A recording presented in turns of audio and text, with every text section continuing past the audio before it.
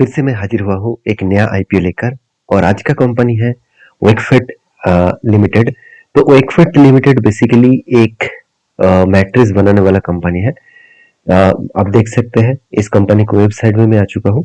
तो यहाँ पे कंपनी का जो बिजनेस है वो बेड्स वगैरह, सोफा, पिलो और चेयर्स वगैरह, वार्डरोब, इस तरीके से चीजों के जो मतलब प्रोडक्ट्स होते हैं वही कंपनी बनाते हैं। इसके कैटेगरी में आप देख सकते हैं बेडिंग से लेकर, बेड साइड से लेकर, टेबल से लेकर, सोफा से लेकर, वार्डरोब से लेकर, साथ ही साथ पिलो, कर्टन, टीवी यूनिट, सब कुछ इस कंपनी बना रहा है। तो सबसे बड़ी बात है इस कंपनी का बिजनेस मॉडल एक इंटीरियर बिजनेस फील्ड में है।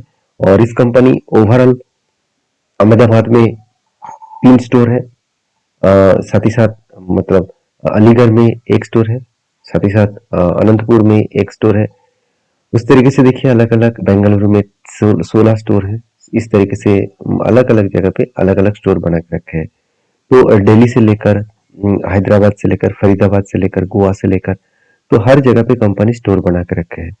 तो कंपनी के बिजनेस मॉडल्स आपको समझ में आ चुके हैं। अभी कंपनी बता रहा है कि ये सारे प्रोडक्ट्स आप ईएमआई के माध्यम से भी खरीदारी कर सकते हैं। चाहे आप किसी भी कार्ड से यूज कर रहे हैं तो आपको डिस्काउंट मिलेगा। कितना परसेंट डिस्काउंट मिलेगा, कौन सा बैंक से, वो भी बता रहा है। अगर ईएमआई में आप देना चाहते हैं उसका भी अलग सेक्टर बना के रखे हैं। यूपीआई के माध्यम से भी पेमेंट कर सकते हैं। अगर यूपीआई माध्यम से पेमेंट करें तो 66% ऑफ मिलेगा। तो मेरा कहने का मतलब है कि कंपनी बिजनेस करने का अलग स्ट्रेटेजीज यूज किया है, बहुत बेहतरीन स्ट्रेटेजीज है। और मैं आपको जरूर कहूंगा कि इस तरीके से इंटीरियर डिजाइन बनाने वाला कंपनीज बहुत तेजी से इंडिया में ग्रो करेगा।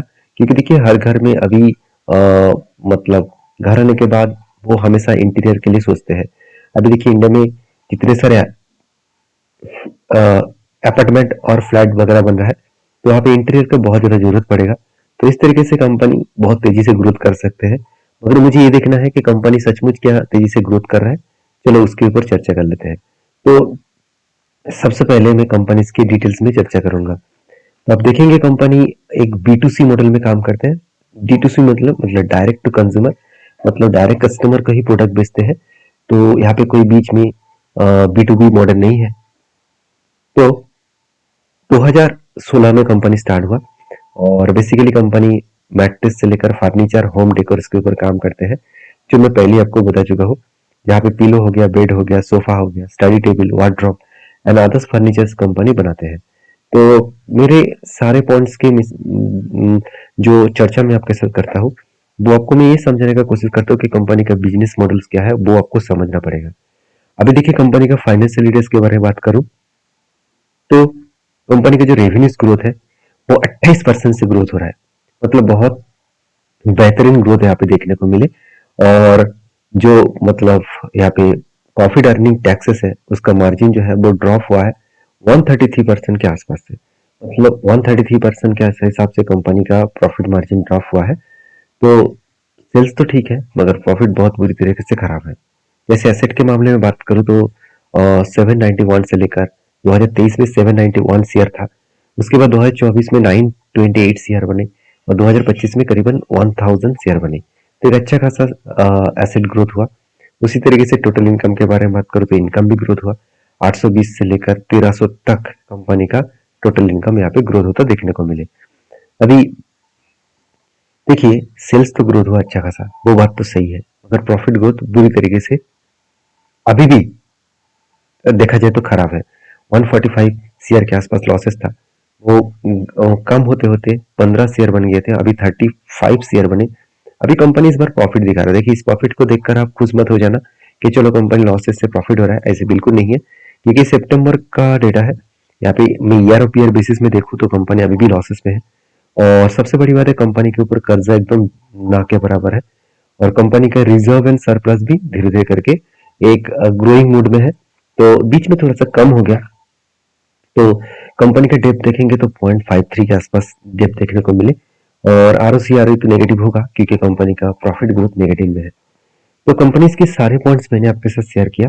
अभी इस कंपनी आईपीओ की लेके आ रहे हैं वो जानना बहुत जरूरी है। देखिए इस आईपीओ ले आने का मेन मकसद है, कंपनी बता रही है कि कंपनी कैपिटल एक्सपेंडिचर करने वाला है। कुछ कंपनी सेटिंग्स आप 117 न्यू कोको रेगुलर स्टोर्स जो है, कोको रेगुलर स्टोर्स जो है वो कंपनी बनाने जा रहा है। इसका स्टोर्स का नाम है कोको स्टोर्स। तो उसके लिए 30 शेयर यूज करेगा। उसके साथ साथ इसका जो सबलेस रेंट है, जो पहले ही कंपनी कोको का एग्जिस्टिंग स्टोर लेकर रखा है, उसमें कुछ रेंट बाकी है, मतलब कुछ भाड़ा देना अभी बाकी है, क्योंकि कंपनी प्रॉफिट में नहीं है तो भाड़ा कहाँ से देंगे। तो इसीलिए वो पैसा उठा रहा है उस भाड़े को मिटाने के लिए। देखिए 161 करोड़ के आसपास। तो उसके बाद देखिए कंपनी का कैपिटल एक्सपेंडिचर कुछ परचेजिंग करने के लिए, न्यू इक्विपमेंट्स परचेज करने के लिए, मशीनरी परचेज करने के लिए कंपनी 15 करोड़ यूज करेगा।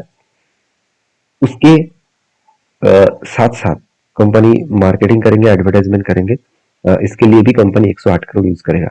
तो इतने सारे पर्पस कंपनी दिया, वो सारे पर्पस मुझे उतना स्ट्रॉन्ग नहीं लगा, क्योंकि कंपनी पहली बात खुद के मतलब जो दुकान किराए पे है, जो जगह किराए पे लेकर रखा है स्टोर बनाने के लिए, उसका भाड़ा नहीं दे पा रहा है, उसको मिटाएंगे। और दूसरी बात, कंपनी एडवर्टाइजमेंट करने के लिए 108 करोड़ यूज करेगा। तो इतने दिनों से क्या एडवर्टाइजमेंट नहीं कर रहा था, तो मुझे उतना स्ट्रांग इस कंपनी का परफॉर्मेंस देखने को नहीं मिला। फिर भी चलो और कुछ पॉइंट्स मैं आपके साथ शेयर कर लेता हूँ। जैसे इस फील्ड में और कौन कौन है, मतलब इस फील्ड में और कौन सा कंपनी कॉम्पिटिटर है, वो देखना जरूरी है। क्योंकि इस फील्ड में दो ही कंपनी है। ये जो कंपनी लिस्टिंग होने जा रहा है वेकफेड, दूसरी कंपनी है मतलब फूएम लिमिटेड। तो ये कंपनी का अर्निंग पर से देखिए पॉजिटिव है और वैल्यूएशन 77 के आसपास है। देखिए वैल्यूएशन तो मैं यहाँ पे कंपेयर नहीं कर पाऊंगा, क्योंकि जो मतलब वेकफील्ड कंपनी है इसका वैल्यूएशन दिया गया नहीं है। तो फिर भी अर्निंग पर शेयर बहुत खराब है। इस हिसाब से कंपनी को एक वीकनेस यहाँ पे देखने को जरूर मिलेगा। अभी चलो मेन मुद्दे पे चले जाते हैं कि कंपनी के इस आईपीओ में ग्रे मार्केट प्रीमियम कितना है। तो चलो उसके लिए मुझे इस साइड में ग्रे मार्केट प्रीमियम देखना है, तभी पता चलेगा कि कंपनी की कितना स्टेबिलिटी है। अगर ग्रे मार्केट प्रीमियम देखो तो लास्ट 2 डेज में 18% दिख रहा है। तो देखिए एक लॉस मेकिंग कंपनी में रिस्क लेना, मुझे तो रिस्क नहीं लेना है, क्योंकि कंपनी का परफॉर्मेंस उतना स्ट्रांग नहीं लगा। मानता हूँ कंपनी फ्यूचरिस्टिक बिजनेस कर सकता है, फ्यूचर में इस कंपनी का ग्रोथ होने का चांसेस है, क्योंकि इस फील्ड में ग्रोथिंग मतलब ग्रोइंग जो पर्सपेक्टिव है वो बहुत स्ट्रांग है। फिर भी फिलहाल के लिए मुझे इस कंपनी स्ट्रांग नहीं लगा। फिर भी मैं एक बार लास्ट इसका चेकआउट करूंगा अप्लाई करने का। तो लास्ट डेट कौन सा है वो चलो वो भी देख लेते हैं। तो लास्ट डेट के बारे में बात करूं तो कंपनी के देखिए आईपीओ का ओपनिंग डेट है 8 तारीख, क्लोजिंग डेट है 10 तारीख, और लिस्टिंग डेट देखने को मिलेगा 15 तारीख। और इस आईपीओ लेके आ रहा है एक 185 से लेकर 195 के प्राइस बैंड में, ₹1 के फेस वैल्यू के हिसाब से टोटल 76 क्वांटिटीज दिया जा रहा है। और मजेदार बात यह है कि इस कंपनी की जो टोटल इशू साइज है 1200 मतलब 1288 करोड़। देखिए उनमें से मजेदार बात यही है कि कंपनी लॉस मेकिंग कंपनी होने के बाद कंपनी में प्रॉफिट ग्रोथ कम है, मतलब लॉस है। उसके साथ साथ ज्यादा से ज्यादा पैसा कंपनी बिजनेस के ऊपर इन्वेस्टमेंट करना चाहिए था। उल्टा यहाँ पे क्या हो रहा है, ज्यादा पैसा ऑफर फॉर सेल है, मतलब ज्यादा पैसा प्रोमोटर के जेब में जाएगा। ये पॉइंट्स मुझे नेगेटिव लगा, क्योंकि बिजनेस को ग्रोथ करने के लिए ज्यादा पैसा बिजनेस में इन्वेस्ट होना चाहिए था। उल्टा यहाँ पे प्रोमोटर खुद के जेब भर रहा है। तो मुझे ये पॉइंट्स अभी से वीक्स लगा। बाकी आपकी क्या राय है जरूर मुझे कमेंट्स करके बताना। मैंने सारी इन्फॉर्मेशन आपके साथ शेयर किया हूँ। अभी आप मुझे ओपिनियन देंगे मुझे क्या करना चाहिए और आप क्या करना चाहते हैं। तो मिलते हैं नेक्स्ट वीडियो में, तब तक के लिए धन्यवाद।